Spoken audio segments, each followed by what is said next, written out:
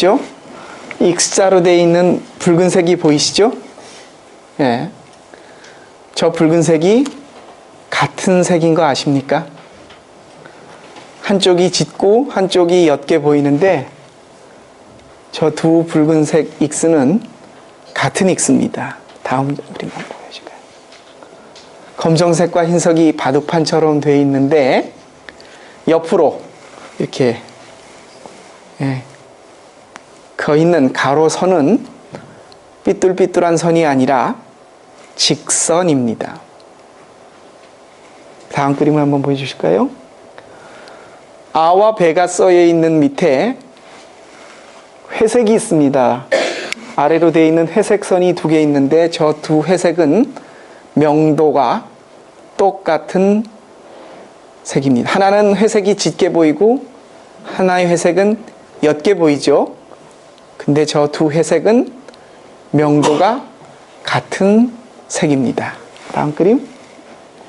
막 선이 어지럽게 되어 있는데 중간에 그 튀르키시 색이라 그러죠. 그렇죠? 약간 푸르스무리 에메랄드빛의 색깔로 둥근 원이 보이는데 저 원은 에메랄드빛 둥근 원이 아니라 흰색입니다. 흰색의 원이 되어 있는데 에메랄드 선 때문에 동그라미가 에메랄드 빛으로 보이죠. 그 다음 그림 한번 보여주셨습니까? 흰색을 먼저 본 분에게는 글라스 잔처럼 보이고 검정색을 먼저 본 분에게는 사람 얼굴이 서로 마주보고 있습니다. 유명한 루빈의 잔이라는 그림입니다.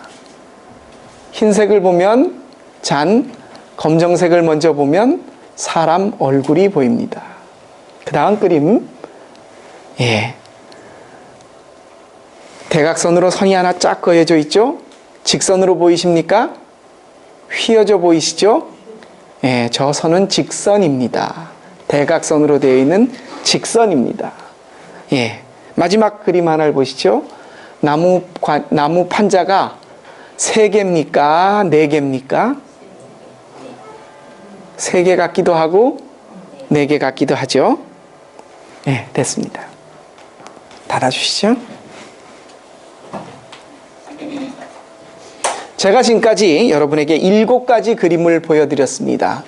똑같은 색임에도 불구하고 주변에 어떤 색이 있느냐에 따라서 똑같은 붉은색이 하나는 짙게 보이기도 하고 옅게 보이기도 하고 주변이 어떤 여건이냐에 따라 직선이 굽은 곡선처럼 보이기도 하고 뭘 먼저 보느냐에 따라 잔이 보이거나 사람 얼굴이 보이고 원이 흰색인데 에메랄드 빛으로 보이기도 하고 객관적으로 나타나 있는 사실은 하나인데 그것이 우리 눈에 보여지기는 다르게 보여지 일명 착시 현상이라고도 말을 합니다. 단지 우리 눈에 트릭처럼 보이는 이것 말고도 단지 그림만이 아니라 우리 일상생활 속에서는 너무나 다양한 생각들이 있습니다. 제가 누누이 말씀을 드렸습니다. 우리나라의 자랑스러운 인물인 안중근 의사, 이토 히로부미를 저격했던 안중근 의사는 의사라는 이야기를 듣지만 일본 사람들에게는 테러리스트입니다. 폭탄을 두르고 IS 대원이 어딜 가서 자폭을 하면 자기들은 순교자요 영웅이 되지만 우리들에게는 테러리스트들이 됩니다. 우리 주변에서 일어나고 있는 많은 일들은 한 가지 일에 대해서 그것을 바라보는, 느끼는, 생각하는 것에 따라서 엄청나게 다르게 여겨집니다. 하나님은 오늘 저와 여러분에게 우리의 삶 속에서 일어나고 있는 많은 일들 속에서 우리가 그것을 어떻게 바라보아야 하는가, 신앙인으로서의 바라보는 시각, 그것을 말씀 속에서 우리에게 알려주기를 원하십니다. 구약에 있는 한 사건과 신약에 있는 한 사건을 통해서 우리 주변에 있는 일들을 우리가 가장 먼저 신앙인으로서 무엇을 생각하고 바라보아야 할 것인가를 말씀하십니다. 말씀 속에서 우리가 어떻게 살고 어떻게 바라보아야 할지 지혜를 깨닫는 저와 여러분이 되시기를 원합니다. 오늘 구약의 말씀은 이스라엘이 남북으로 나뉘어져 있을 때, 우리나라가 지금 그렇죠? 남쪽 그리고 북쪽이 나누어져 있듯이 이스라엘도 솔로몬 왕의 아들에 이어 르호보암 시대 때 남왕국 유다와 북왕국 이스라엘로 나뉘어져서 두 나라가 존재했습니다. 두 나라는 나뉘어져 있었지만 결정적인 일이 있을 때 서로 동맹을 하기도 하고 또 때로는 대립을 하기도 했습니다. 오늘 사건은 그 유명했던 아합 왕, 그 부인이 세기의 악독한 여자 이세벨이라고 있었죠. 이세벨의 남편인 아합 왕이 죽고 그의 아들인 여호람 왕이 북이스라엘을 다스릴 때의 일입니다. 이 모압이라는 나라에 메사라고 하는 왕이 아합 왕에게 힘이 약해서 조공을 갖다 바치고 있었습니다. 양털 10만 개씩을 갖다 바쳤는데 그 아버지가 죽고 아들이 왕이 되니까 그 아들을 깜보고 그 아들에게는 얼굴을 싹 씻고 조공을 바치지 않습니다. 여호람이 가만히 보니까 괘씸하거든요. 근데 혼자서 자기가 전쟁을 하려고 하니까 힘이, 아버지가 있었을 때 굉장히 강력했을 때와 나는 경험도 없고 군사를 지휘하는 데 있어서, 그러니까 남유다에 있던 여호사밧 왕에게 도움을 청합니다. 우리 같이 가서 쟤 좀 혼내주고 조공을 바치라고 할까? 하자 여호사밧 왕이 오케이, 올라가자. 어디로 갈까? 그랬더니 에돔 땅을 지나서 모압을 치러 가자. 그러다 보니까 에돔 땅을 지나가야 되니까 에돔 왕에게도 당신 우리랑 같이 협조 좀 해요. 내가 좀 남겨줄게. 그렇게 얘기를 했겠죠. 그러다 보니까는 모압 치기 위해 바로 이 에돔 왕까지 북이스라엘 왕 여호람과 남유다의 여호사밧과 에돔 왕 셋이서 에돔 광야길을 지나 모압이라는 나라를 치러 갑니다. 7일째 군사들과 무기를 다 싣고 전쟁을 하러 간 7일째 되던 날 물이 없어서 병사들이 마실 물이 없고 말에게 마실 물이 없습니다. 큰일 났습니다. 전쟁을 치러야 되는데 당장 마실 물이 없으니까 이때 여호람 왕이 이렇게 오늘 말합니다. 여호와께서 우리를 에돔 광야로 불러내시더니 여기서 다 죽게 하시는구나 탄식을 합니다. 그러자 여호사밧 왕이, 남유다의 여호사밧 왕이 이렇게 말합니다. 혹시 이 근처에 여호와께 물을 만한 선지자가 있느냐? 그러자 여호람 왕의 신하였던 한 사람이 엘리야의 제자였던 엘리사가 이 근처에 있습니다. 얼른 그를 데리고 와라. 그에게 물으려고 한다라고 하는 것이 오늘 구약의 우리가 읽은 본문이었습니다. 한 왕은 전쟁에 곤란한 지경에 이르러서 하나님의 이름, 여호와의 이름을 알았지만 그를 신뢰하고 믿지 못했습니다. 탄식만을 했을 뿐입니다. 이에 비해 남유다의 여호사밧 왕은 우리가 할 수 있는 일이 무엇이냐? 하나님의 뜻을 구하기 위하여 주의 선지자를 찾아라. 엘리사를 찾아서 도랑을 파고 거기서 물을 구해 어떻게 됐습니까? 우리 본문에 읽진 않았지만 전쟁에서 승리를 하게 됩니다. 전쟁으로서 결과를 이겼다 졌다를 말씀드리려는 것이 아니라 문제 당면에서 어려움에 처했을 때에 하나님의 이름을 알고 있었던 두 왕의 태도를 한번 보십시오. 전쟁을 수행하는데 마실 물이 없다. 이때 정확히 왕은 셋입니다. 에돔 왕은 아예 언급조차 하지 않습니다. 왜요?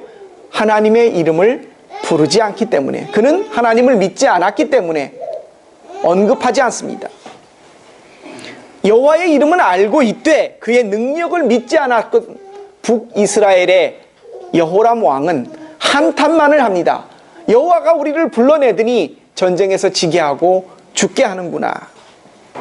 그때 남유다의 여호사밧 왕은 하나님의 이름을 구하고 주의 뜻을 찾는 선지자를 발견하고 주께서 말씀하시는 해결책을 찾습니다.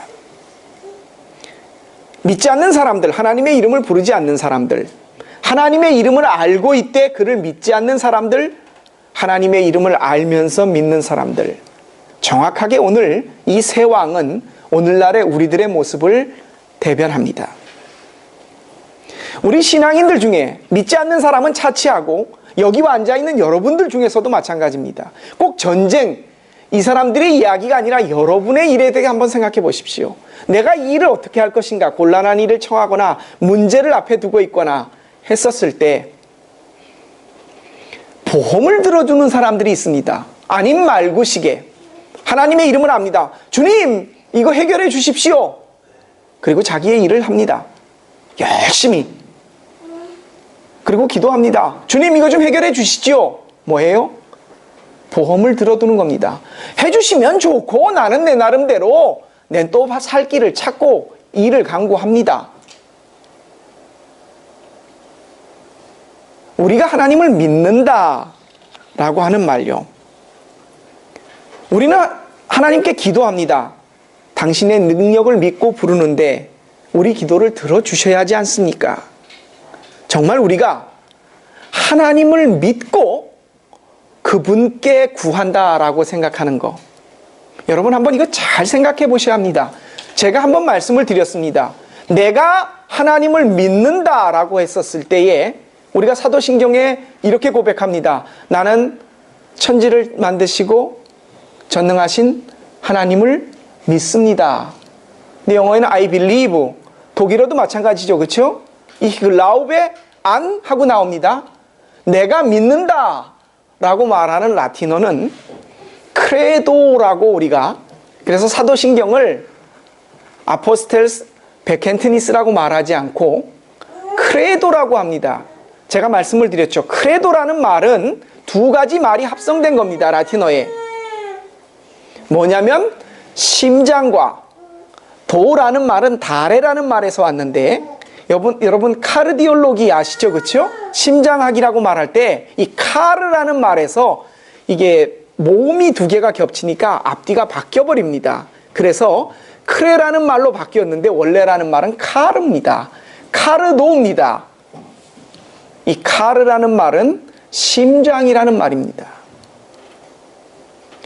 크레도라는 말은 Ich gebe mein Herz라는 말입니다. 내 심장을 꺼내서 준다는 말이 크레도라는 말입니다. 우리가 믿는다라고 했었을 때 그 믿는다라는 것은 내 심장을 꺼내서 준다. 여러분, 이 심장을 꺼내서 준다는 말이 어떤 말인 것 같습니까? 여러분, 우리는 내 삶에 가장 근거를 두는 것에다가 내 심장을 꺼내줍니다. 정말 돈이 절급할 때 우리는 하나님 앞에 기도합니다. 하나님, 이 문제를 해결해 주십시오. 자식 문제를 앞에 놓고 기도합니다. 주님, 이거 이렇게 됐으면 좋겠습니다. 수술을 앞에 두고 이거 죽을지 살지 모르는 50대 50이라고 했었을 때 주님, 나를 살려주십시오. 그리고 주님 앞에 기도합니다. 여기서 여러분, 내가 하나님을 믿고 기도합니다 라고 말했을 때 내 심장을 꺼내드립니다, 내가 믿습니다 라고 할 때 우리가 믿는다는 것을요, 잘 생각하십시오. 내 삶의 근거, 존재의 이유, 기쁨의 근원, 내가 의지하고 정말 속으로 바라는 것을 나는 믿는 겁니다.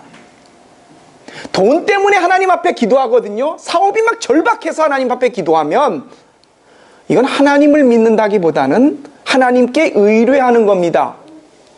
내가 의지하고 기뻐하고 좋아하는 사업을 위해서 하나님의 힘을 빌리려고 하는 겁니다. 내 기쁨의 근원이 정말 내 자식이 이렇게 잘 됐으면 좋겠는데 이 자식이 참 그 자식이 자식인데 눈에 넣어놔도 내가 뭐 어떤 식으로라든 좀 진짜 내 피가 아니면 내 목숨을 줘서라도 저게 잘 된다고 하면, 그래서 하나님 앞에 기도하면 이건 하나님을 믿고 하나님께 의지하는 게 아니라 내 기쁨의 근원, 내 자식을 위해서 하나님에게 부탁드리는 겁니다. 내 삶의 근원, 내가 기쁨을 찾는 내 심장을 꺼내주는 내 존재의 근원, 이것을 믿고 삽니다. 내가 믿는다라는 말이 그런 말입니다. 여러분, 우리가 하나님 앞에 문제를 앞에 두고 기도합니다. 절박해서 이거 해결해 주셔야 되지 않습니까?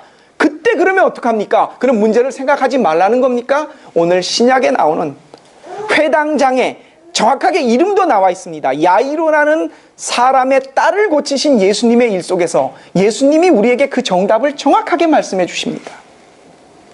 회당장이라고 하면 오늘날로 맞으면 큰 교회의 담임 목사님이세요. 굉장히 높은 지위에 있는 사람입니다. 이 회당장이 얼마나 급했으면, 여러분, 예수님은 그 당시 뜨기 이전이셨고 그냥 일개 목수였습니다. 바리새인도 아니었고 높은 지위에 있었던 사람도 아니고, 사람들이 막 그분을 메시아라고 막 이렇게 높이면서 그럴 때가 아니었습니다. 그런데 그분이 사람을 고쳤다, 기적을 베풀었다라는 것을 입소문을 통해 들었습니다. 예수님께 찾아왔던 고위관직자, 대표적인 인물이 니고데모입니다. 니고데모가 찾아온 시각이 언제입니까? 밤에. 다른 사람이 아무도 보지 않는 시각에 은밀하게 조용하게 찾아와서 예수께 묻습니다. 왜요? 자기 지위가 있은 산헤드린의 바리새인으로 산헤드린 공회의 의회 회원으로서 백주의 예수님을 찾아가 만난다는 것은 자기 위신과 체면에 큰 오점이 되기 때문에 니고데모는 밤에 몰래 예수님을 찾아왔습니다. 회당장 역시 굉장한 사회적 지위와 명망을 갖추고 있는 사람으로서 백주의 예수께 찾아와서, 그것도 예수의 발 앞에 무릎을 꿇고, 귀족 신분인 자기가 평민 목수에게 무릎을 꿇고, 성경 말씀에 보면 이렇게 나와 있습니다. 간곡하게 부탁하거늘, 뭐라고요? 내 딸을 살려주십시오. 문제가 크게 터진 거예요. 발등에 불이 떨어졌으니까 자기 체면이고 뭐고 다 팽개치고 백주에 나와서 자기보다도 신분이 훨씬 못한 예수께 무릎을 꿇고 간곡하게 청합니다. 이때 예수님의 태도를 보십시오. 예수님께서 이 일 사이에, 제가 오늘 본문에 우리가 이 말씀을 읽은 게 21절에서 25절까지만 읽고 다시 34절로 넘어왔습니다. 35절로 넘어왔어요. 한 10절을 뛰어넘었습니다. 그 사이에 있었던 일이 있어요. 12회 동안, 12년 동안 몸에서 피가 멈추지 않는 한 여인의 이야기가 나옵니다. 예수님 뒤에 몰래 가서, 예수님이 가는 사이에 사람들이 막 몰려들어서 몰래 가서 예수님의 옷자락을 만집니다. 내가 저 사람 옷자락이라도 만지면 내가 나을 것 같다. 예수님이 능력이 빠져나가신 것을 보시고 그 여인을 찾아내죠. 여인이 떨면서 예수님께 옷자락이라도 잡으면 나을 것 같아서 예수님께서 말씀하십니다. 딸아, 내 믿음이 정말 크다. 평안히 가라. 네가 노임을 받았다. 야이로가 와가지고 무릎을 꿇고 자기 딸이 죽게 되었다고 다급하게 하는데, 예수님은 이 여인을 만나서 얘기를 하고 심지어는 배웅 인사까지 다 하고 넉넉하게 시간을 갖고 시간을 끕니다. 그때에 회당장 집에서 하인이 옵니다. 당신 딸이 죽었습니다. 그러니 더 이상 저 선생을 괴롭게 하지 마시고 보내드리시죠. 이 얘기를 예수께서 옆에 있다가 듣습니다. 그리고는 회당장 야이로를 보시고 말씀하십니다. 믿기만 해라. 두려워하지 말고 믿기만 해라. 믿음을 이야기하십니다. 그리고는 어떻게 했습니까? 예수님께서 그 집에 갔습니다. 이미 초상을 준비합니다. 사람들이 곡을 하는 사람이 있고 그 여자아이를 묻으려고 준비를 합니다. 그때 예수께서 이렇게 말씀하십니다. 저 아이가 죽은 것이 아니라 잔다. 사람들이 죽은 거하고 잔 것도 구분 못해 예수님을 비웃는다는 말씀이 성경에 나옵니다. 그러자 예수께서 베드로와 안드레와 핵심 인물 몇몇만 데리고 들어가셔서 유명한 얘기, 여러분이 다 아시는 내용이 나옵니다. 달리다 쿰, 소녀야 일어나라. 그 소녀를 일으켜 세웁니다. 그것을 보고 사람들이, 오늘 성경 말씀에 보면 형용사를 잘 보십시오. 그냥 놀랐다가 아니라 놀라고 놀랐더라. 사람들이 놀란 이유와 회당장이 반응하는 모습을 한번 잘 보십시오. 그냥 예수님이 한 거니까 여러분 성경을 그렇게 그냥 쓱쓱 넘어가면서 보시는데, 그건 내가 듣고 싶은 말씀만 착 찾아갖고 이게 말씀이라고 생각하는데, 그것이 아니라 성경은 여러분이 생각하는 것보다 훨씬 더 심오한 하나님의 말씀을 가지고 있습니다. 그가 죽은 딸을, 예수님께서 그 회당장의 죽은 딸을 고치셨을 때 사람들의 반응이 놀랐을지라도, 여러분 한번 생각해 보십시오. 죽은 사람이 다시 살아났다? 놀랄 일입니다. 근데 회당장을 보십시오. 자기 체면을 모두 버리고 예수께 왔습니다. 그 백주 대낮에, 그리고 목수에게 회당장이 무릎을 꿇고 간곡하게 청했습니다. 내 딸을 살려주십시오. 근데 자기 딸이 살아나니까, 죽었다가 살아나니까 그걸 보고 놀라고 놀랐습니다. 예수님께서는 그 이전에 이런 말씀하셨습니다. 두려워하지 말고 믿기만 해라. 자, 회당장으로서 지위가 높은 사람으로 예수께 찾아 나와 딸을 살려달라고 간곡하게 청합니다. 믿음이 있는 걸까요? 아마 믿음이 있었던 사람이라고 한다면, 예수께서 우리 딸을 고쳐주실 것을 확신한다, 죽은 사람도 나사로도 살렸던 예수님이셨는데 했더라면 놀랄 이유가 없습니다. 여러분 아십니까? 레버쿠젠에 우리나라의 손흥민 선수가 뛰고 있습니다. 공격수죠, 그렇죠? 대표적인 슈트루머입니다. 골을 잘 넣어요. 손흥민 선수가 경기에서 헤트트릭, 골을 3골을 넣습니다. 그때 레버쿠젠의 감독인 레거 슈미츠인가요? 그 사람이 요새? 맞나요? 레거 슈미츠가 감독 맞나요? 예. 레거 슈미츠가 손흥민이 골을 탁 넣는 걸 보면서 놀랍니까? 기뻐해요. 역시 손흥민이지. 그래, 내가 정말 기용 잘했어. 감탄을 하고 기뻐는 해도요, 놀라지는 않습니다.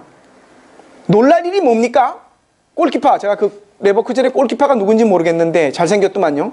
그 친구가 공을 딱 잡자마자 패스 딱 받아가지고 골대부터, 자기 골대부터 몰고 나가더니 10명을 다 제끼고 거기서 슛을 빡 때려갖고 골링을 넣었다. 그때 감독은 어때요? 기뻐합니까? 놀래요. 놀란다는 말이 뭡니까? 자기가 예상했던 것보다, 생각했던 것과 전혀 다른 결과가 나타났다는 거예요. 오늘 말씀에 보면 사람들뿐만이 아니라 회당장은 놀라고 놀랐더라. 나는 그런 기대를 하지 않았는데 설마 저니가 죽은 사람을 살릴 수 있을 것이다 라고 뜻밖의 일이 벌어진 겁니다. 놀란 거예요. 기뻐하고, 아마 회당장이 예수님을 정확하게 믿고 있었더라면 기뻐하며 감사드렸을 거예요. 놀라는 일이 아니었을 거예요. 근데 성경은 놀라고 놀랐더라. 손흥민이 아니라 골키퍼가 골을 넣었을 때의 일로 기억이 된 겁니다. 이 회당장은 예수님을 믿은 것이 아니었습니다.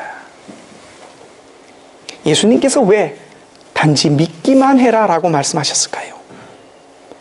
예수님은요, 죽은 사람을 살리거나 바다 위를 걸으시거나 어떤 기적을 일으키셨을 때 그 기적 자체를 목적으로 삼으신 적이 한 번도 없습니다. 예수님이 기적을 베푸신 이유는 단 한 가지입니다. 그것을 보고 나를 믿어라 하기 위해서입니다. 바다를 잠잠하게 하셨을 때, 태풍이 막 일어났을 때 예수님께서 바다를 꾸짖어 바람을 꾸짖어 바다에게 이르되 잠잠하라. 우리가 지난주에 살펴봤던 성경 공부였습니다. 그때 사람들은 놀라며 뭐라고 말했냐면, 저니가 누구이길래 바람도 순종하는가? 바로 이게 정확한 표현입니다. 우리는 우리의 다급함에 예수께 부탁을 합니다. 예수님, 이거 한번 들어주십시오. 이거 해주십시오. 근데 예수님이 그걸 들어주세요. 근데 그 이유는 이적 자체가 목적이 아니라 바람도 잠잠케 하는 전이가 누구신가? 예수님은 당신을 믿게 하는 것 자체가 기적을 베푸신 거의 목적이셨습니다. 다시 말씀드리면 예수님 자신이 목적이 되신 것입니다. 여러분, 우리가 하나님 앞에 기도하는 거예요. 내 다급함이나 곤란함이나 꼭 해결해야 될 이것 문제 앞에서 우리가 주님에게 기도합니다. 그때에 주님이 우리에게 요구하시는 것은 믿기만 해라 입니다. 근데 뭘 믿어요? 내가 네 문제를 해결해 줄 것이다? 그것을 믿으라는 게 아닙니다. 나를 믿기만 하면 네 곤란함이 없어질 것이다? 네 문제가 정리될 것이다? 그걸 믿으라는 게 아닙니다. 이 문제 뒤에 서 있는 그 일 뒤에서 이 일을 해결하신 바람도 잠잠케 하신 전이가 누구신가? 예수님 자체가 목적이 되는 겁니다. 이 회당장이 우리입니다. 다급해요. 주님께 간구합니다. 들어주세요, 주님. 급한 일로 하나님 예수님을 찾습니다. 그런데 그가 찾아 간곡하게 권할 때는 그의 명성과 이름을 알고 있었습니다. 회당장이요. 그런데 그 회당장은 예수님을 믿은 것이 아니라 딸을 고칠 다급함에 예수님 자신에게는 별로 관심이 없었다는 것입니다. 저분이 어떤 분이신지 대부분 우리는 주님께 의뢰합니다. 내 문제를요, 내 곤란함을요, 내 요구함이 그것이 해결되어지기를 바라보면서 기도합니다. 근데 한 가지 일, 똑같은 일에 대하여 예수님이 바라보시는 것과 우리가 기도하는 것은 한 가지 일에 두 가지 관점이 있습니다. 주님이 오늘 회당장 야이로의 딸을 고쳐주시며 회당장이었던 야이로뿐만 아니라 똑같이 주님께 기도하는 우리들에게 하시는 말씀입니다. 딸이 살 것, 내 문제, 내 곤란함, 내가 하나님께 요구하는 것이 해결되는 것을 넘어서 내 심장을 주께 드리는 것으로 뭡니까? 그래도 내가 믿는다. 뭐를요? 내 문제가 해결될 것을, 내 건강이 나아질 것을, 사업이 성공할 것을, 입학하게 진학하게 될 것을 믿는다는 것이 아닙니다. 그 진학 뒤에서 나를 지켜보시는, 내 건강을 주관하고 계시는, 내 자녀를 눈동자와 지켜보고 계시는 예수님 자신에게 우리의 관심이 집중되기를, 그래도라는 말은 바로 그것입니다. 주님, 당신이 나의 목적이십니다.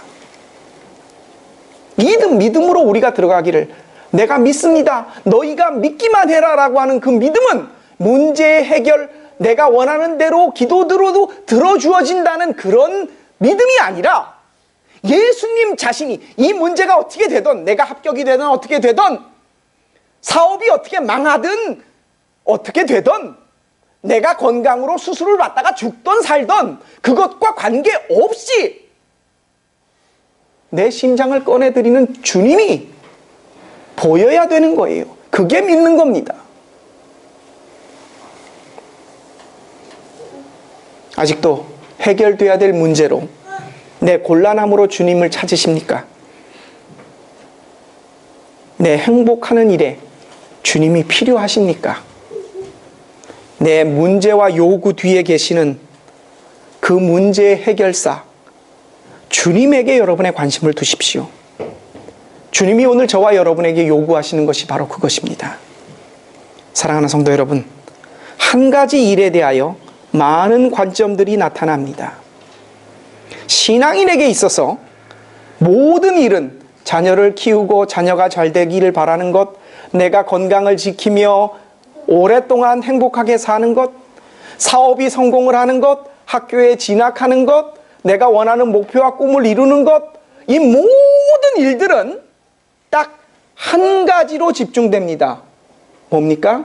그 문제의 해결과 그 문제가 내가 원하는 대로 주님께서 들어주시는 기도가 아니라 그 뒤에 서 계시는 주님 자신이, 거기로 모든 문제는 집중됩니다. 네가 믿기만 해라. 뭐를? 문제가 해결되는 것을 믿는 것이 아니라, 주님, 이 문제 어떻게 되든 관계없이 나는 당신을, 내 심장을 꺼내서 내 자식에게 준 다음에 그 조금 남으면 주께 드릴게요. 이게 아니라, 내 사업 성공하면, 내 벌면 많이 주께 갖다 바칠게요. 그게 아니라, 그 뒤에서 그 모든 일을 주관하시는 예수 그리스도 자체가, 저분이 누구이시기에 바람과 바다도 순종하는가? 예수님 한 분만이 사업과 자식과 진학과 건강과 모든 것 다 관계없이 그분 한 분만이 내 목적이 되는 것, 그것을 우리는 믿는 거라고 우리에게 말씀하십니다.